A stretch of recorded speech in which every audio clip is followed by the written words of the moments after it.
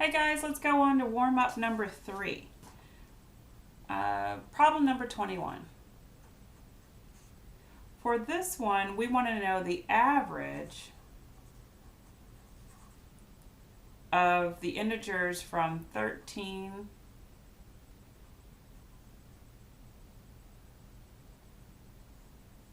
to 31 inclusive. And so remember that formula we talked about before where I said n times n plus 1 over 2? That is if your string of integers starts at 1. So in this case, you're just going to do the average. So we can generalize it and say it's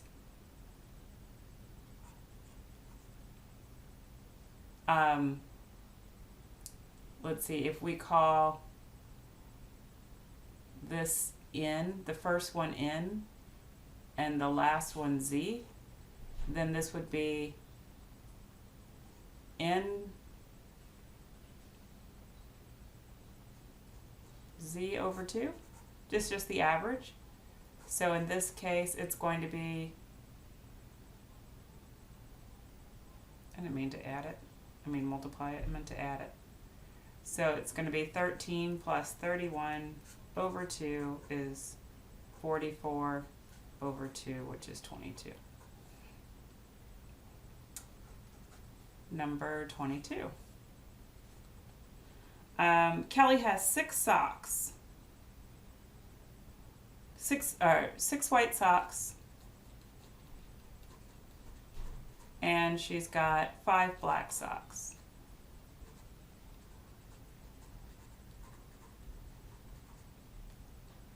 And the question is, she doesn't have them mated.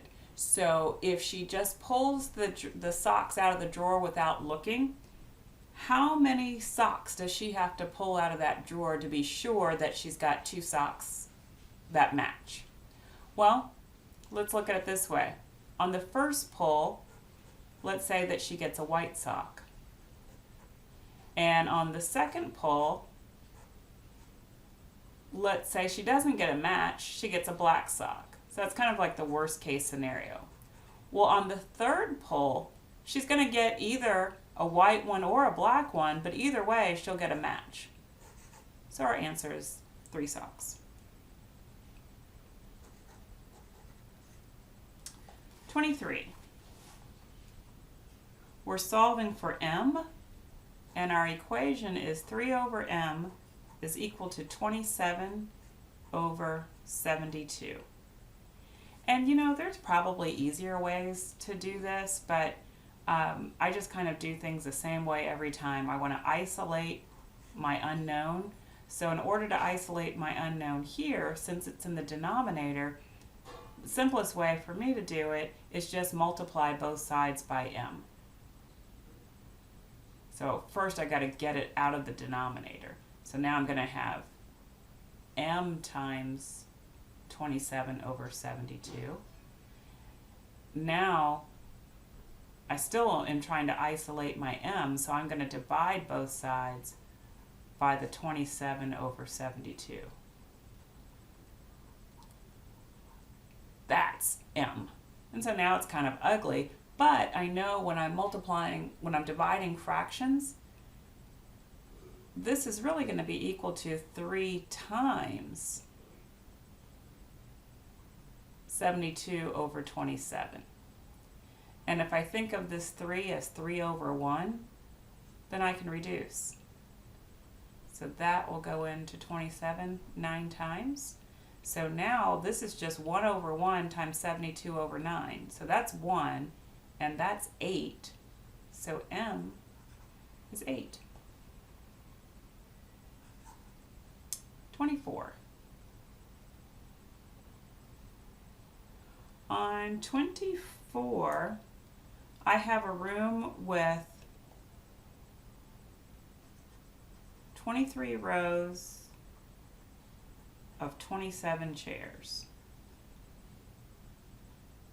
And the question is how many chairs are in the room. So that's just going to be 23 times 27.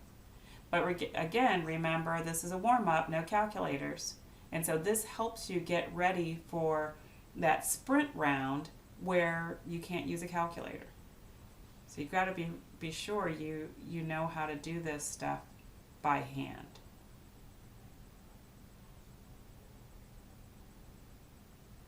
Oops.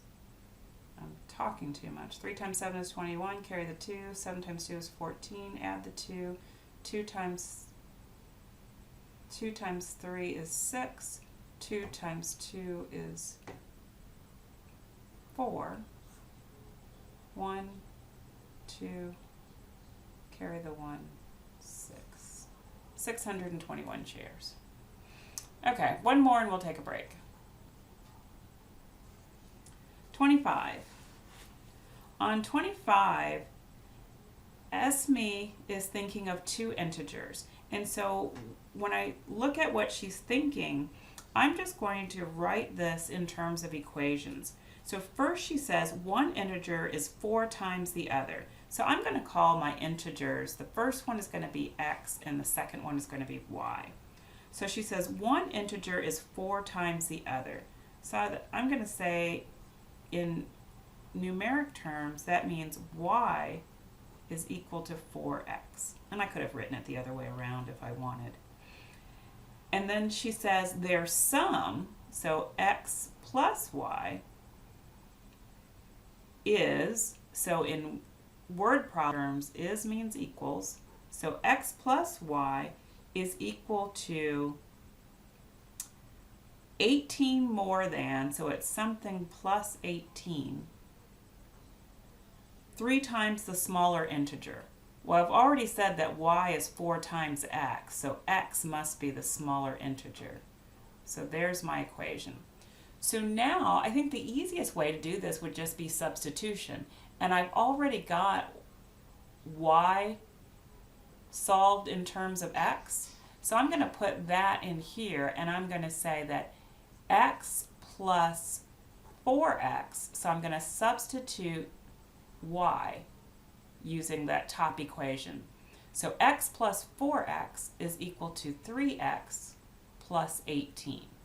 So now I'm just going to collect all my x's, 1x plus 4x, and then I move this over, so minus 3x. So 1 plus 4 minus 3 is 2x equals 18.